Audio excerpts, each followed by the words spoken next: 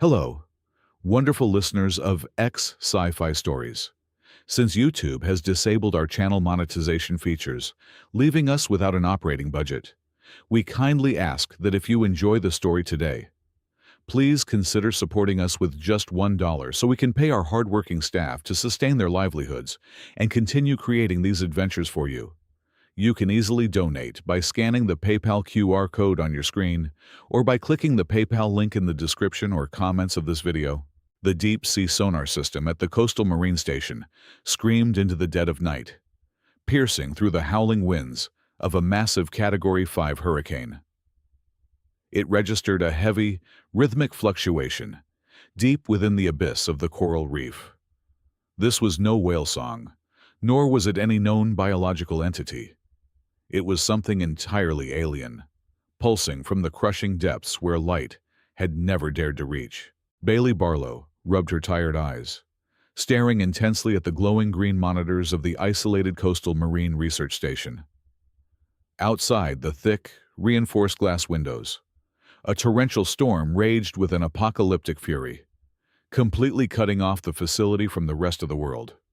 Rain lashed against the steel exterior like heavy gunfire, and the surging, angry tide battered the concrete pillars below, causing the entire structure to groan. She was entirely alone, working an ungodly shift in the middle of an unforgiving ocean. The sudden sonar anomaly had violently broken the monotonous, depressing drone of the storm. The readouts showed an acoustic signature that defied every known law of marine biology. The frequency was too structured, too deliberate, echoing up from the dark trenches like a desperate plea, driven by a potent mix of intense scientific curiosity and a creeping sense of visceral dread. Bailey made a dangerous, perhaps reckless, decision. She strapped herself into her heavy-duty atmospheric diving suit, meticulously double-checking the oxygen valves, the thermal layers, and the high-pressure seals. The moment she plunged into the turbulent, black water from the moon pool, the freezing cold bit right through the insulated layers of her advanced gear. She descended rapidly past the churning surface currents, diving deeper into the oppressive, suffocating darkness of the ancient reef. Her helmet light acted as a solitary spear of illumination, piercing the gloom to reveal swirling sediment and frightened, erratic schools of fish fleeing blindly toward the fragile safety of the shallows. At a depth of nearly 300 feet, where the pressure could crush a standard submarine, her light caught a massive, iridescent structure resting heavily on the ocean floor. It was a biological object, shaped somewhat like a colossal, mutated oyster shell, but its surface was etched with intricate, biomechanical veins that looked almost metallic. Most chilling of all, the prominent veins were pulsing with a faint, ghostly blue bioluminescence, flashing in a distinct, rhythmic sequence. Short, long, short. It was mimicking a distress signal. It was mimicking Morse code. Bailey swam closer, her breath echoing loudly inside her helmet, her heart hammering violently against her ribs. As she approached the anomaly, the thick organic shell slowly peeled open, releasing a thick cloud of dense, shimmering fluid into the surrounding water. Inside the protective casing lay a creature of breathtaking, otherworldly beauty. It was a perfect, terrifying hybrid of a human female and a deep-sea leviathan. Her skin was covered in translucent, pearlescent scales, and delicate, fin-like appendages trailed elegantly from her spine and forearms. But the majestic creature was actively dying. Her gills flared weakly, pulling in nothing but poison, and her chest heaved in violent, erratic spasms. Bailey instantly realized that the specific water pressure, temperature, and harsh salinity of the Earth Ocean were highly toxic to this delicate entity. There was absolutely no time to hesitate or second-guess the situation, fighting fiercely against the strong, unpredictable undercurrents. Bailey grabbed the limp creature, hauling her immense, awkward weight upward toward the station underwater airlock. It was an agonizing, muscle-tearing ascent, but pure adrenaline fueled her burning limbs. Once inside the dripping wet facility, Bailey dragged the heavy hybrid into the massive emergency saltwater quarantine tank situated in the primary laboratory. Her hands flew frantically across the complex control panel, rapidly adjusting the salinity levels, drastically decreasing the sodium chloride concentration, and altering the mineral balance to perfectly match the fluid remnants she had observed inside the alien shell. She pressurized the sealed tank, artificially mimicking the exact microenvironment the creature seemed to need to survive this ordeal. Minutes stretched into agonizing, sweat-soaked hours. Finally, the creature's chest rose in a steady, deep, and calming breath. Her eyes snapped open abruptly, revealing endless pools of luminous, solid silver. She was alive. Bailey stepped back, her entire body trembling with exhaustion and awe. The creature floated gracefully within the expansive containment tank, her bioluminescent scales flaring with vibrant, shifting colors that painted the dark laboratory in neon hues. Then, a low, resonant hum vibrated through the thick, reinforced glass of the tank, rattling the teeth inside Bailey's mouth. The creature was trying to communicate. Bailey scrambled to hook up her homemade hydrophone translator, a specialized device she had patched together over 3 years to analyze dolphin clicks and whale songs. The audio system hummed to life, actively translating the complex sonar waves and rhythmic light patterns into broken, synthesized English through the overhead laboratory speakers. "I am Kalen," the voice echoed, metallic yet profoundly melancholic. "Princess of the Abyssal Sovereign Alliance." Bailey stared at the glass in sheer disbelief, her scientific mind struggling to process the reality before her. "You came from the stars? Did your ship crash here during the storm?" Kalen slowly shook her head, her luminous silver eyes filling with an ancient, haunting terror that seemed to lower the temperature in the room. "No, the ones who hunt me did not fall from the sky. They have been waiting down there, buried deep in the black mud of your ocean floor, for thousands of years. And now, they are awake." The heavy translation device crackled as Kalen elaborated on the nightmare lurking below. "They are a liquid consciousness," the metallic voice echoed with chilling clarity. "An ancient, parasitic fluid that thrives in the deepest oceanic trenches. They do not merely kill their prey. They invade. They consume the host from the inside out, completely hijacking the nervous system until the victim becomes a helpless puppet. They are hunting my royal bloodline, because only the sovereign genetic code holds the ultimate clearance to command our armada. If they consume me, they will possess an invasion fleet capable of devastating 1,000 worlds." Before Bailey could fully process the sheer, terrifying magnitude of this intergalactic threat, a violent thud shook the entire research facility, followed immediately by the grinding shriek of heavy metal docking against the lower moonpool airlock. This was not the chaotic battering of the hurricane. The external perimeter alarms blared to life, bathing the dimly lit laboratory in flashing red warning lights. A specialized government deep-sea extraction submersible had forcefully breached the station without any prior authorization. "Military," Bailey whispered, her stomach dropping into a bottomless pit of dread. Armed special operations agents, heavily clad in tactical gear, flooded the main hangar deck. Through the high-definition surveillance monitors, Bailey watched in absolute horror as the soldiers dragged in 3 massive humanoid figures.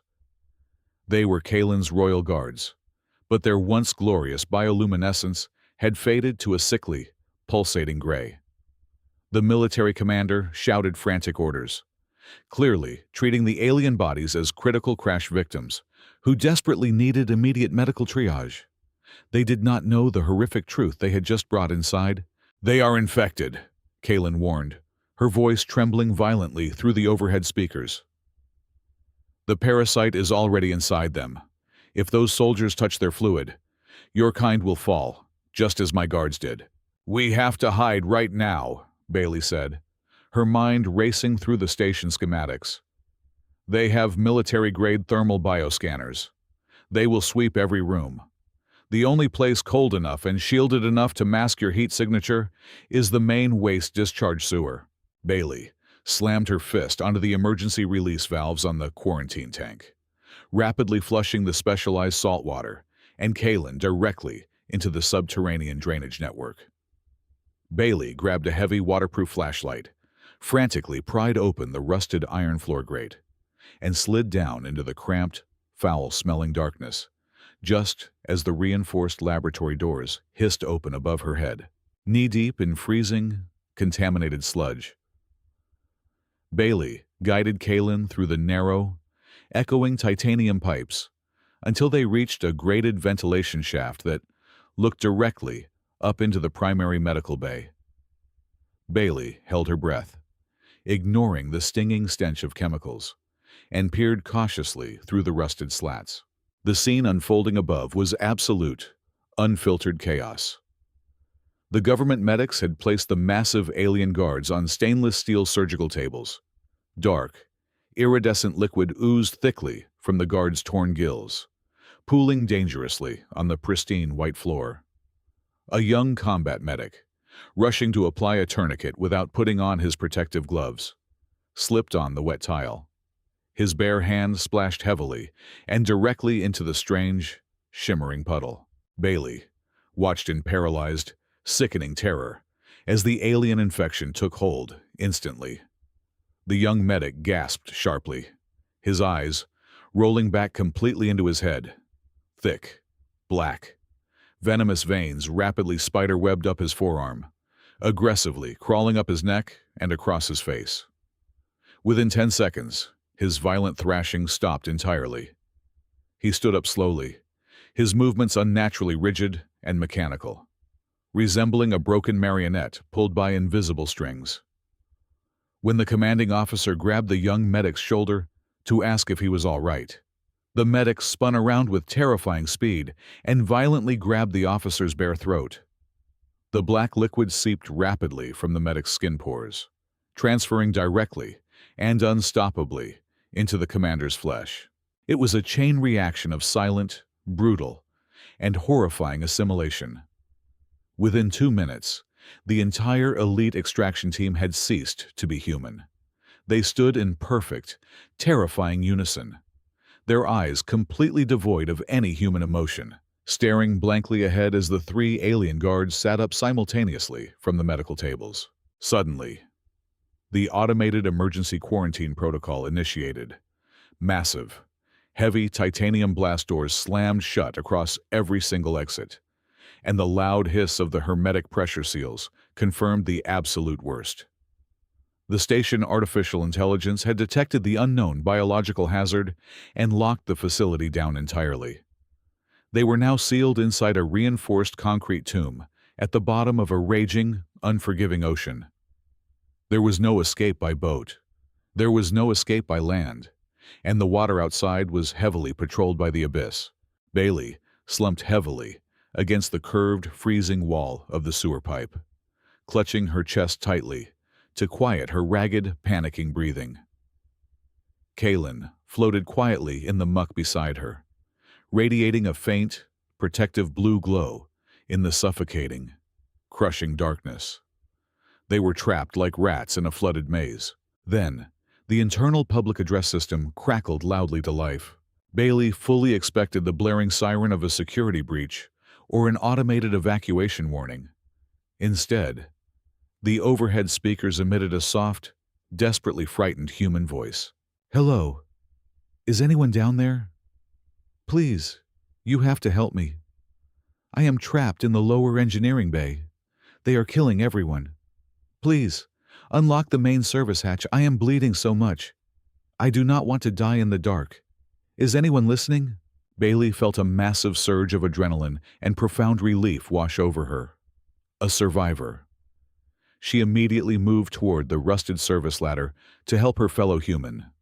But Kaylin reached out swiftly, her cool, webbed hand gripping Bailey's wrist with surprising, iron-like strength. The alien princess shook her head violently, her luminous silver eyes wide with absolute, primal dread.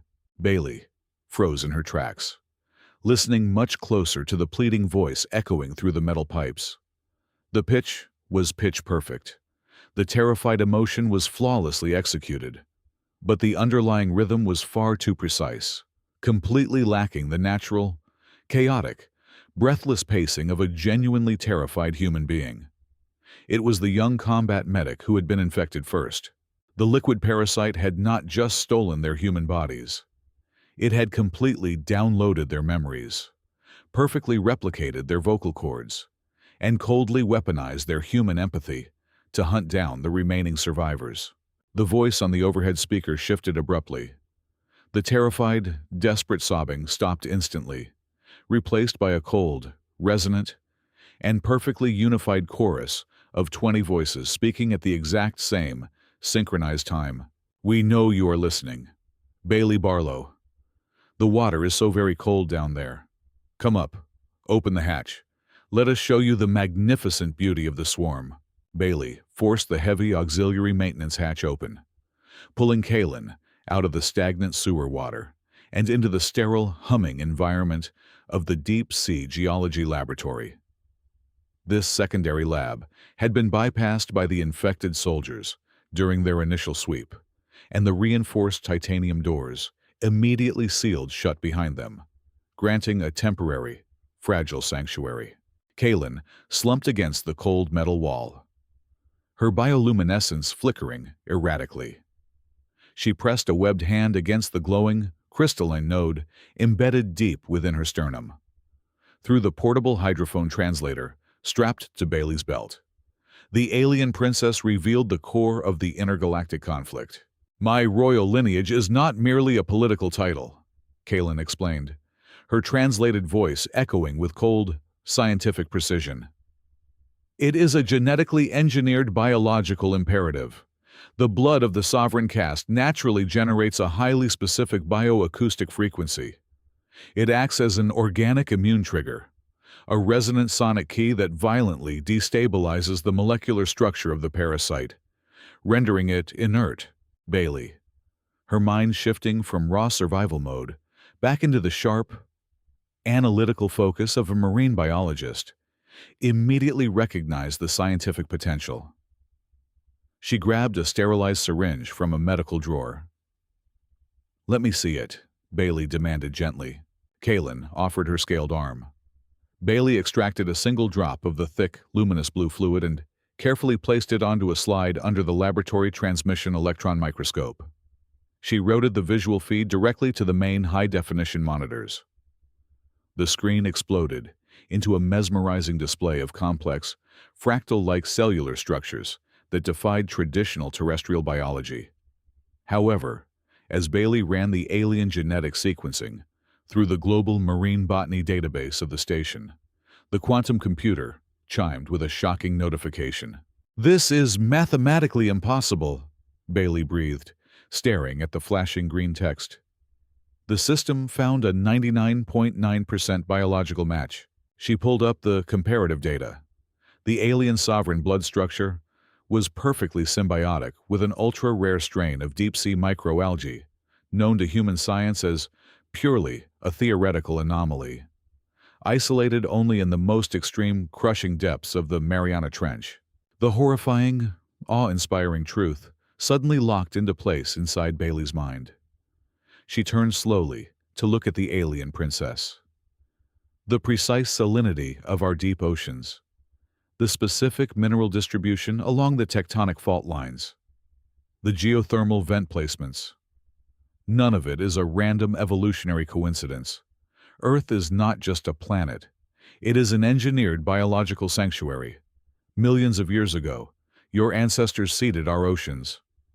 This entire world is a colossal, ancient petri dish designed specifically to cultivate this exact microalgae as the ultimate weapon against the cosmic parasite pandemic.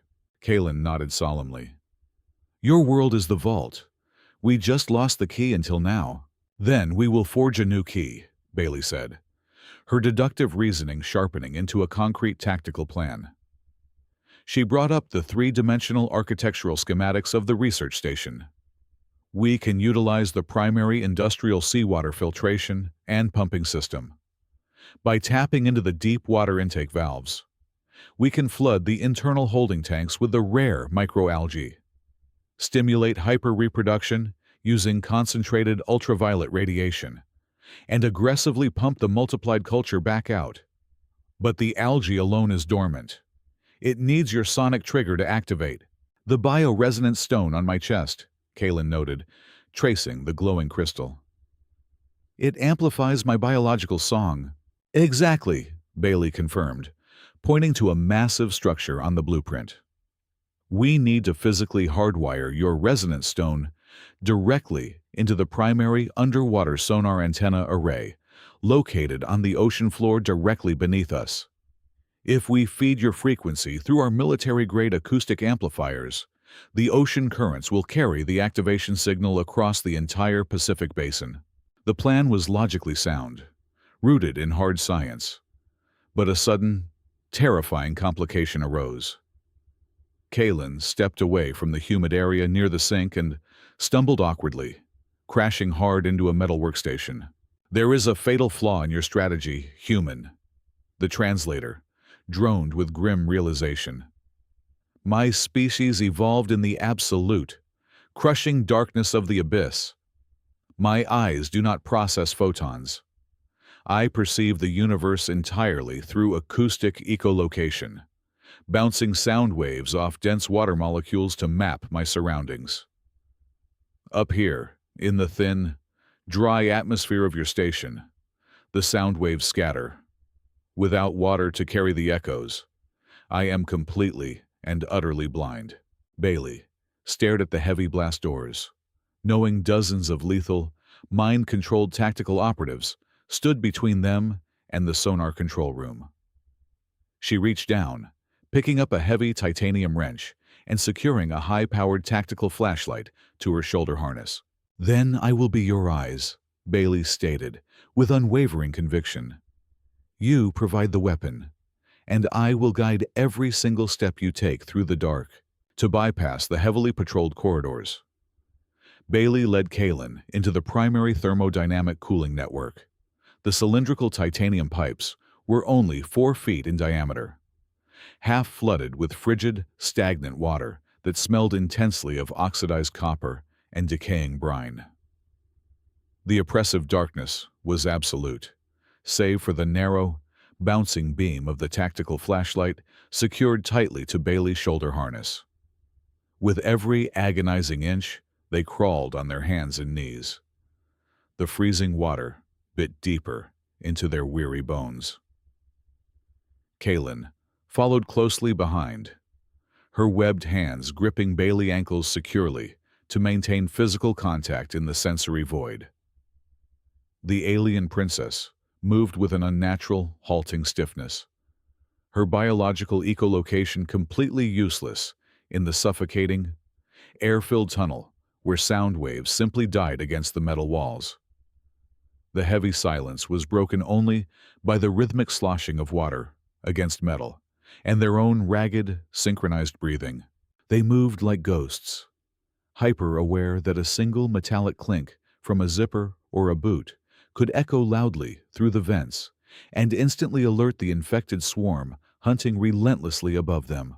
After navigating the labyrinthine network for 45 excruciating minutes, they reached a rusted grated drainage vent overlooking the central sonar control room. Bailey peered carefully through the iron slats, and her blood ran absolutely cold. 5 government operatives, their movements jerky and perfectly synchronized by the liquid parasite controlling their nervous systems, were actively rigging military-grade plastic explosives to the main acoustic broadcasting terminal. If they detonated those charges, the entire plan to distribute the microalgae cure across the ocean would instantly vaporize. Bailey possessed no lethal weapons, nor did she harbor any desire to kill men who were effectively trapped as hostages inside their own bodies. She quickly analyzed the room infrastructure, Directly above the infected operatives hung the primary high-pressure seawater intake manifold, a massive pipe designed to regulate the station ballast. Relying heavily on her extensive academic background in advanced fluid dynamics, Bailey silently unscrewed the access panel next to the vent. She grabbed her heavy titanium wrench and forcefully cracked the emergency release valve on the main pressure line, instantly altering the flow vector and creating a catastrophic pressure differential. A colossal, concussive wave of highly pressurized ocean water exploded downward like a solid concrete pillar. The sheer kinetic force of the water blasted the infected soldiers completely off their feet, hurling them violently against the reinforced steel walls before sweeping them out through the open blast doors in a chaotic, unstoppable torrent. With the immediate physical threat neutralized, Bailey kicked out the grate and dropped down into the control room, swiftly sealing and locking the heavy titanium bulkheads behind them. They collapsed heavily onto the cold floor of the adjoining transfer pump station to catch their breath. The ambient, low hum of the remaining machinery provided a temporary fragile illusion of safety.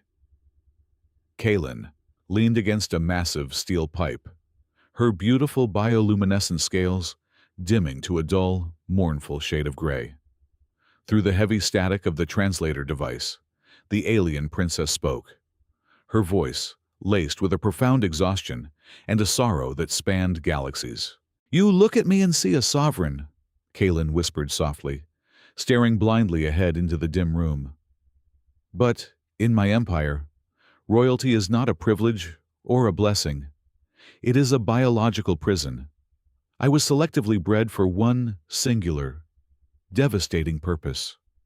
I am a living weapon, a genetic key forged meticulously over thousands of generations solely to detonate my own life force and wipe out the parasite. My entire existence is defined by the exact moment I will end it to save my species. I have never known true freedom, Bailey. I have only known the crushing, inescapable weight of an inevitable sacrifice." Bailey felt a sharp, agonizing ache in her chest. She moved closer, resting a warm, calloused human hand over the icy, trembling, webbed fingers of the princess. "No one is born into this universe just to be a weapon," Bailey said, her voice steady, low, and fiercely compassionate. "Life is not a cold transaction where you have to buy the survival of others with your own blood and breath. We are going to broadcast your frequency. We are going to activate the cure in the water. And we are going to do it together. I promise you, Kaylin, I will find a scientific way to make this work without you having to give up your beautiful life." Kaylin squeezed her hand back tightly, a faint, hopeful glimmer of vibrant blue light returning to her scales. Bailey stood up, moving toward the central sonar console with renewed, burning determination. She began initiating the intricate, highly complex sequence to synchronize the bioresonance stone with the massive underwater antenna array. Bright green text cascaded rapidly across the large monitors as the system calibrated the acoustic frequencies. But just as the final connection protocol reached exactly 99%, the entire console abruptly went black. The low hum of the station's secondary systems died out completely, plunging the control room into total darkness, illuminated only by Bailey's solitary shoulder light. A harsh, automated, robotic voice echoed coldly from the emergency backup speakers. "Critical warning. Main electrical feed to the external benthic antenna has been physically severed. All broadcasting capabilities are currently offline. Manual override required at the external turbine housing." Bailey stared blankly at the dead monitors in sheer, unadulterated disbelief. The infected operatives had not just planted explosives inside the room. They had completely and systematically cut the massive external power cables outside the station. The only possible way to restore power to the sonar array was to physically swim out into the raging, pitch-black ocean, locate the external manual turbine crank on the treacherous seabed, and restart the massive generator completely by hand. She looked at Kaylin, then turned her terrified gaze toward the thick, reinforced glass window facing the crushing abyss. Outside, the Category 5 hurricane was tearing the ocean surface apart, and the freezing depths were swarming with absolute nightmares. The heavy external airlock hissed ominously as frigid ocean water flooded the cramped transition chamber, swirling aggressively around the heavy boots of the atmospheric diving suit. Bailey stared through the thick, reinforced glass of the inner door, making eye contact with Kaylin one last time. The alien princess planted her bare, webbed feet firmly against the metal grating of the control room floor. She closed her luminous silver eyes, drew in a massive breath, and unleashed a concentrated, high-pitched vocalization. To the human ear, it was a haunting, ethereal melody. But physically, the sheer kinetic force of the sound waves was devastating. The air in front of the primary titanium blast doors violently warped and rippled, solidifying into a shimmering, localized barrier of pure acoustic energy, just as the infected military operatives began relentlessly hammering on the other side. The metal groaned under their synchronized mindless assault, but the sonic shield held strong, buying Bailey the precious, fleeting minutes she desperately needed. The outer hatch ground open, and Bailey threw herself into the black, raging abyss. Even at a depth of 300 feet, the immense kinetic power of the Category 5 hurricane churning on the surface created chaotic, violent undercurrents that threatened to snap her safety tether like a fragile piece of string. She was entirely engulfed in a terrifying, suffocating darkness, with only the narrow, bouncing beam of her shoulder light to pierce the swirling clouds of disturbed silt and floating debris.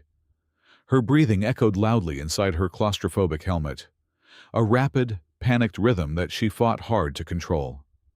She oriented herself toward the station foundation, kicking her heavy mechanical fins aggressively to descend toward the massive external turbine housing resting on the jagged coral sea floor. Suddenly, the water temperature around her plummeted drastically, and an unnatural, chilling silence fell over the immediate area. A massive, undulating shadow blotted out the faint, ambient light from the station above. Before Bailey could even raise her arms defensively, a monstrous, biological nightmare slammed into her with the force of a runaway freight train. It was an apex benthic predator, a colossal, deep-water crustacean mutated horrifyingly, beyond natural recognition. The parasite had completely hijacked its enormous nervous system. Thick, viscous black veins pulsed violently beneath its translucent exoskeleton, and its multiple, razor-sharp mandibles snapped frantically at the reinforced glass of her helmet. The sheer crushing weight of the infected leviathan pinned Bailey brutally against the jagged coral reef, triggering a cascade of blaring red pressure warnings across her heads-up display. The creature tightened its colossal, jagged claws around her armored torso, actively attempting to crush her suit and expose her to the lethal water pressure. Her oxygen lines strained dangerously, threatening to rupture at any second. Refusing to be a victim of the dark, Bailey reached down to her heavily modified utility belt. She unclipped her customized underwater thermal arc welder, a heavy industrial tool designed for emergency hull repairs. With her left hand pushing desperately against the snapping mandibles of the beast, she used her right hand to manually bypass the safety regulator on the welder, intentionally causing the lithium power cell to violently overcharge. She rammed the sparking metallic tip directly into the soft, exposed underbelly of the infected creature, where the parasitic fluid was most heavily concentrated, and pulled the heavy trigger. A blinding, brilliant flash of pure blue electricity violently boiled the surrounding seawater, instantly generating a massive, localized shockwave of intense voltage. The high-capacity electrical current surged directly into the hijacked nervous system of the monster. The creature shrieked, a horrifying, distorted sound that vibrated right through Bailey bones.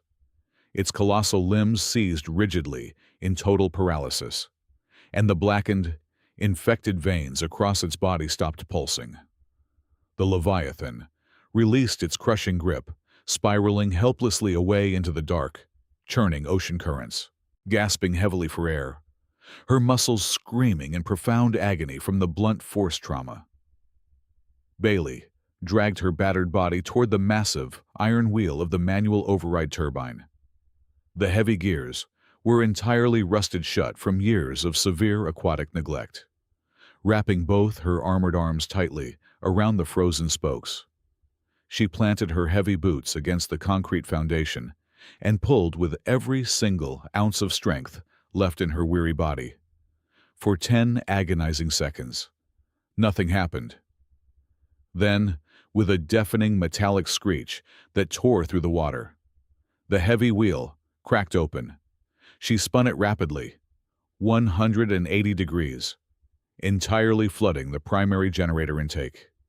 Deep inside the concrete walls, the massive industrial turbines roared back to life, sending a massive surge of electrical power straight into the central sonar grid. Through the massive, reinforced observation window of the control room, Bailey watched as the interior lights brilliantly flickered on. She cheered silently inside her helmet, expecting to see Kalen initiate the broadcast. Instead, pure, unadulterated horror completely paralyzed her. The leader of the infected operatives had managed to crawl through a narrow, compromised air ventilation shaft above Kalen. As power surges into the room, the infected soldier coldly raised a heavy kinetic assault rifle and opened fire directly on the primary broadcasting console. The highly sensitive machinery exploded instantly in a devastating shower of bright orange sparks, shattered glass, and thick black smoke. The intricate motherboard responsible for transmitting the sonic frequency across the ocean was reduced to absolute, unrepairable slag in a fraction of a second. The catastrophic loss of the console sent a visible shockwave of despair through Kalen. The alien princess faltered, her continuous, protective vocalization breaking into a sharp, agonizing gasp. The shimmering acoustic barrier protecting the main blast doors immediately fractured like thin ice. The deafening, synchronized pounding from the infected horde outside intensified drastically, severely denting the thick titanium. Kalen fell heavily to her knees, completely exhausted. Bright silver blood leaking profusely from her delicate gills and ears. The parasite swarm was seconds away from breaking through the door, and the only machine capable of saving the entire planet was now a burning pile of useless metal, floating outside in the freezing water, surrounded by total devastation. Bailey felt a crushing wave of ultimate defeat, but as she looked down in absolute despair, the bright beam of her flashlight caught something remarkable on the jagged ocean floor directly beneath the control room foundation. It was the massive, glowing red fault line of the deep geothermal trench. Her sharp, analytical marine biology training suddenly violently collided with the dire tactical situation. The tectonic rift was essentially a massive, hollow, interconnected network of pressurized volcanic tubes running entirely beneath the global coral reef system. It was a natural, planetary-scale acoustic amplification chamber, far more powerful than any artificial military antenna humanity had ever constructed. The solution was incredibly dangerous, entirely untested, and utterly insane. But it was their only remaining hope. Bailey smashed her heavy metal fist aggressively against the external observation glass to catch the fading attention of the alien princess. Pointing frantically toward the boiling, glowing red fissure, violently venting extreme heat into the ocean just below them. Bailey tapped her helmet and then pointed directly at the glowing bioresonant stone embedded in Kalen's chest. They did not need the broken mechanical console. They were going to plug the princess directly into the beating, volcanic heart of the Earth itself. The agonizing screech of tearing titanium violently shattered the remaining acoustic barrier. The heavy blast doors of the control room finally buckled inward, groaning under the immense, unnatural strength of the infected horde. A flood of heavily armed soldiers and towering alien guards, all moving with that terrifying, synchronized mechanical stiffness, poured into the space. Black, viscous fluid dripped heavily from their eyes and mouths, their weapons raised to execute the final, lethal command of the hive mind. Bailey had practically thrown herself through the emergency maintenance airlock, violently shedding her cracked helmet and the cumbersome, heavy thermal gloves of her diving suit. She sprinted into the room completely bare-handed, her lungs burning for oxygen, just as the infected swarm breached the perimeter. She knew exactly what had to be done. The primary geothermal heat exchange pipe of the station ran directly beneath the grated floorboards, glowing a furious, angry cherry red as it channeled the raw, boiling volcanic energy from the tectonic rift below. Kaylin was kneeling on the cold floor, her strength entirely depleted, her bioluminescence flickering like a dying candle. The alien princess desperately tried to clutch the resonance crystal on her chest, but her trembling, exhausted hands could no longer hold the intense physical burden of the stone. Ignoring every screaming instinct of human self-preservation, Bailey threw herself onto the metal grating beside the princess. She reached out with her bare, unprotected human hands and firmly grasped the glowing resonance stone. With a fierce, guttural cry of sheer determination, Bailey slammed the crystal directly against the exposed, radiating surface of the blistering geothermal pipe. The sheer, terrifying heat instantly seared her flesh. The smell of burning skin filled the humid air, and an indescribable, agonizing pain shot up her entire arm. But Bailey locked her jaw and refused to let go. She pressed the crystal harder against the boiling metal, turning her own body into the physical anchor. "Sing!" Bailey screamed over the deafening roar of the approaching horde, tears of absolute agony streaming rapidly down her face. "Sing right now!" Freed from the immense physical toll of channeling the crystal, Kaylin threw her head back, her silver eyes blazing with the resurrected fury of a true sovereign. She unleashed the royal anthem. It was a soaring, impossibly high frequency that immediately struck the resonance stone, traveled straight down the boiling pipe, and violently collided with the global tectonic fault line. The Earth itself answered. The deep ocean trench acted as a planetary megaphone. The sonic frequency rippled outward at a terrifying, supersonic velocity, instantly awakening the dormant microalgae suspended in the surrounding waters. A colossal, silent explosion of blinding, brilliant, bioluminescent blue light erupted from the seafloor. The radiant shockwave blasted upward through the facility, washing over the infected swarm in a dazzling tsunami of pure biological energy. The effect was instantaneous and absolute. The moment the blue light touched the black, parasitic fluid, the dark veins completely dissolved into harmless, evaporating steam. The terrifying hive mind was shattered into a billion lifeless pieces. The heavily armed government operatives and the massive alien guards simultaneously dropped their weapons and collapsed heavily to the floor. A few seconds later, they began to stir, groaning in profound confusion, their eyes clear, human, and completely free from the horrifying mental prison. Bailey finally released the stone, collapsing onto her back, cradling her severely blackened, blistered hands against her chest as exhaustion finally claimed her. Above the raging surface of the ocean, the apocalyptic Category 5 hurricane abruptly broke apart. The oppressive, dark clouds rolled violently away, revealing a breathtaking canopy of unfamiliar stars. Beams of warm, golden light pierced the night sky as a massive, awe-inspiring royal armada descended from the upper orbit. They were not metallic warships, but glorious, colossal biological vessels resembling gigantic, iridescent manta rays, hovering silently and gracefully just above the calming waves. They had received the clear, uncorrupted signal. The princess was safe. Inside the station, Kaylin rose gracefully to her feet. She was no longer a frightened refugee fleeing in the dark. As the sovereign energy fully returned to her, she transformed, growing taller, her scales radiating a majestic, blinding silver aura. The true queen of the abyss had taken her rightful throne. She knelt gently beside Bailey, her eyes filled with profound, overwhelming gratitude. Using a beam of concentrated, restorative biological light from her own hands, Kaylin bathed the destroyed flesh of Bailey in a soothing, cooling energy.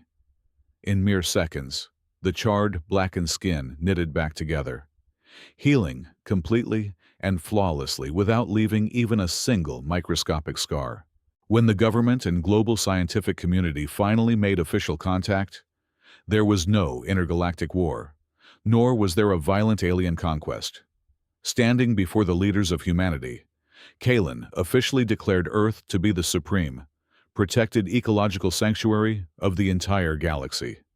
As the ultimate reward for the breathtaking bravery and boundless empathy of one human being, the extraterrestrial civilization gifted humanity the advanced, miraculous technology required to completely cleanse and restore all of the dying oceans of Earth to their pristine, ancient glory. And for Bailey Barlow, the humble marine biologist who had willingly offered her own hands to save a stranger from the stars, the universe opened its infinite doors. Appointed as the very first biological intersection ambassador, she stood proudly on the shimmering deck of a living starship, leaving the blue atmosphere of Earth behind, ready to chart the beautifully unknown wonders of 1,000 new worlds. Thank you so much, our wonderful listeners, for staying with us until the very end of this incredible journey. We would love to know where in the world you are listening from today. So please let us know in the comments. If you enjoyed this science fiction story and want to help us keep the channel alive, please consider supporting us with just $1. You can easily do this by scanning the PayPal QR code on your screen or by using the PayPal link in the description and pinned comment.